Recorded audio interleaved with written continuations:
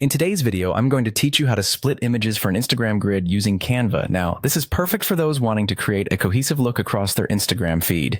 It's a quick and simple process that should take about 5 minutes or so, depending on your familiarity with Canva. First, you need to decide how many posts you'd like to split your image into. This is crucial because the number of posts will determine the final layout of your grid. Common choices are 3, 6, or 9 posts, forming 1 row, 2 rows, or a full 3x3 square on Instagram. Once you've made this decision, open Canva on your computer. Canva is a fantastic tool for creating all sorts of designs, and it's completely free to use, though there are additional paid features if you're interested down the line. After opening Canva, look for the button to create a design and click on it.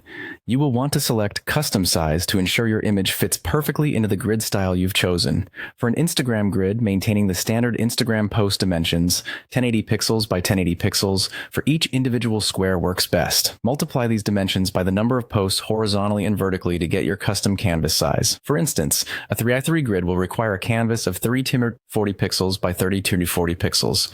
With your canvas ready, it's time to upload the image you wish to split. This is as easy as dragging your image file into Canva. Once uploaded, click and drag your image onto the blank canvas. Make sure it fully covers the space to avoid any unexpected gaps in your grid.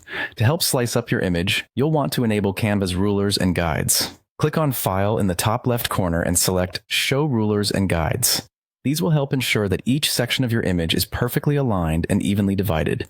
Add your vertical and horizontal guides to create a grid layout matching the number of posts you've chosen earlier. For a 3x3 grid, you'll place 2 vertical guides 2/3 across the length and 2 horizontal guides 2/3 down the height. Now, zoom in on the first square. This will make it easier to accurately crop each section of your image. Use Canva's crop tool to focus on that first square. Once you've positioned the crop box correctly, you can proceed to download this portion. Choose to save it as either a PNG or JPEG file, whichever suits your preference or needs best. Lastly, repeat the cropping and downloading process for each remaining square in your grid. Make sure you're precise with each crop to maintain the flow and continuity across your Instagram feed once these squares are posted. And there you have it. You've successfully split your image into an Instagram grid, creating an eye-catching and seamless look for your profile. Remember, practice makes perfect, so feel free to experiment with different images and grid sizes to find what works best for you. Happy designing!